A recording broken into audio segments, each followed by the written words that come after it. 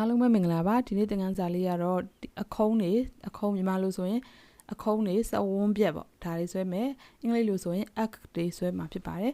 arc ကိုဆွဲမယ်ဆိုရင် command arc arc လို့အရှည်ရေးလဲရတယ်ဒါမှမဟုတ်ရင်အတိုဆိုရင် a enter လို့ရေးလဲရပါတယ် a enter specify first point or arc ဆိုပထမဦးဆုံး point ကို select လုပ်ပါလို့ပြောတယ်ဒါဆိုရင် co enter ဒါကတော့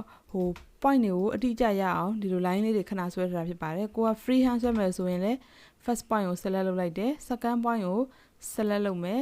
နောက် third point ကို select လုပ်မယ်ဒါဆိုရင်တော့ free hand arc တစ်ခုဆွဲလိုက်တာဖြစ်ပါတယ်ပြီးရင်ဒီဘက်မှာအခုံးလေးတစ်ခုတင်မယ်ဆိုပါစို့ဒါဆိုရင်ဒါလေးကပထမ point ဖြစ်မယ်နောက်ထပ် second point ကဒီအလယ်မှာဖြစ်မယ် third point ကဒီနေရာမှာဖြစ်မယ်ပေါ့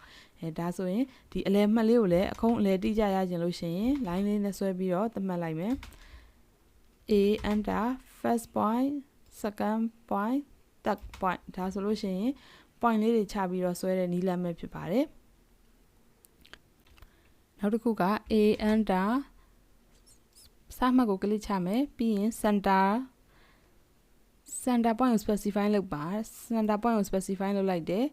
ဒါဆိုလို့ရှိရင် first နဲ့ center နဲ့ဆိုလို့ရှိရင်ဒါဆိုရင်အချင်း what radius တန်ဖိုးလို့လည်းပြောလို့ရတယ်ဒါကြတော့ angle လေးတွေပေါ်နေတယ်ဒါ angle နဲ့ကိုစလိုက်တဲ့ဒီစမှတ်နဲ့ center point ရဲ့မြင်းကနေပြီးတော့ဘယ်လောက် degree သွားလဲဆိုပြီးတော့ဒါ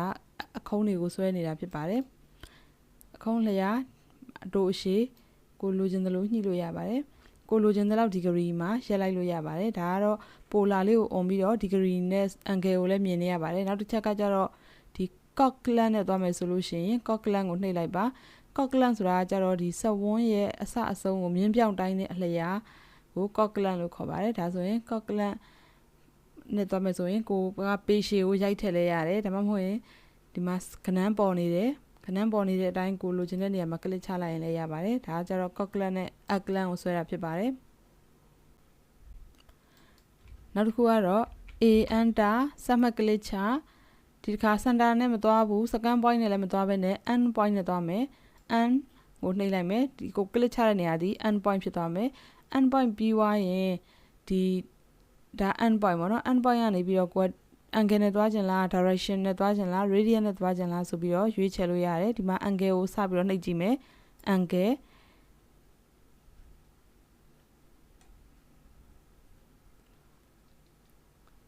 ညာဘက်ကနေစဆွဲမယ်ဆိုလို့ရှိရင်ဒီပစောက်ပုံလေး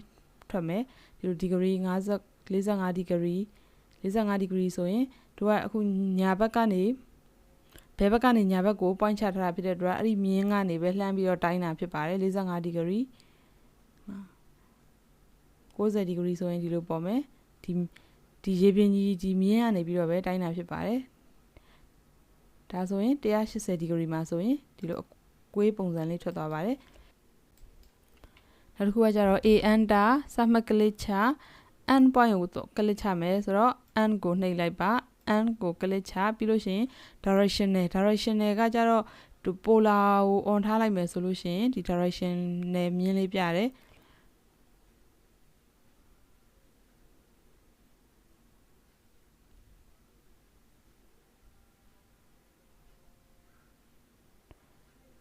ကိုလိုချင်တဲ့အခုံးလေးရရင်ကလစ်ချလိုက်ရုံပဲဒါက directional နဲ့ဆွဲပြရတာဖြစ်ပါတယ်ဒါ survey line လေးတစ်ခုရှိမယ် survey line လေးမှာ a enter စမှတ်ကလစ်ချ end point ကလစ်ချပြီးရင် radius တန်ဖိုးထည့်မယ် radius ကဒီ survey မှာဆိုရင်9ပေ radius ဒါဆိုရင်ဒီစဝိုင်းချမ်းကဒါဒီစဝိုင်းမှာဆိုရင်ဒီစဝိုင်းချမ်းအကြီးဆုံးသွားလို့ရတဲ့နေရာပေါ့နော်ဒါကြောင့်9ပေလို့ရိုက်ထည့်ပါမယ်5 feet enter ဆိုရင်ဒီခုံးလေးရပါမယ်ဒါကကြတော့ဒီစမှတ်ကိုညာဘက်ကနေ end point ကိုဘယ်ဘက်ကိုကလစ်ချလိုက်တာဒါဆိုရင်အပေါ်ခုံးနဲ့စဝိုင်းလေးရပါမယ်ဒါဆိုလို့ရှိရင်တော့စမှတ်ကိုဘယ်ဘက်မှာထားပြီးတော့ end point ကိုညာဘက်မှာထားပြီးတော့9ပေအချင်းဝက်ရိုက်ထည့်တဲ့အနေအထားဖြစ်ပါတယ်ဒါကြောင့်မို့လို့ a enter command မှာစမှတ်ရဲ့ပထမမှတ်ဒုတိယမှတ်တတိယမှတ်ဆွဲလို့ရတယ်လို့မျိုး a enter ပထမမှတ်ရဲ့ပြီးရင်နောက်တစ်ခုက center အမှတ်ရဲ့ပထမ a enter ပထမအမှတ်ရဲ့ဒီ center ကိုကလစ်ချပြီးတော့ center ကနေပြီးတော့ဒီ angle နဲ့ဆွဲလို့ရတယ် cockland နေဆွဲလို့ရတယ်ဒီ ကိုတန်ရနဲ့ဆွဲလို့ရတယ်နောက်တစ်ချက်ကကြတော့ A enter စာမှတ်ကလစ်ချပြီးတော့ end point ကိုအရင်ကလစ်ချပြီးတော့ angle နဲ့ဆွဲလို့ရတယ် direction နဲ့ဆွဲလို့ရတယ် radius တန်ဖိုးထည့်ပြီးတော့လည်းဆွဲလို့ရတယ်ဒါကြောင့်ကိုသုံးရမယ့်နေရာအလိုက်ကိုအားတန်တယ်လို့မျိုးဆွဲလို့ရပါတယ်Accent နဲ့ပတ်သက်ပြီးတော့မရှင်းတာရှိရင်လည်း comment မှာမေးခဲ့လို့ရပါတယ်ရှင်အားလုံးကိုကျေးဇူးတင်ပါတယ်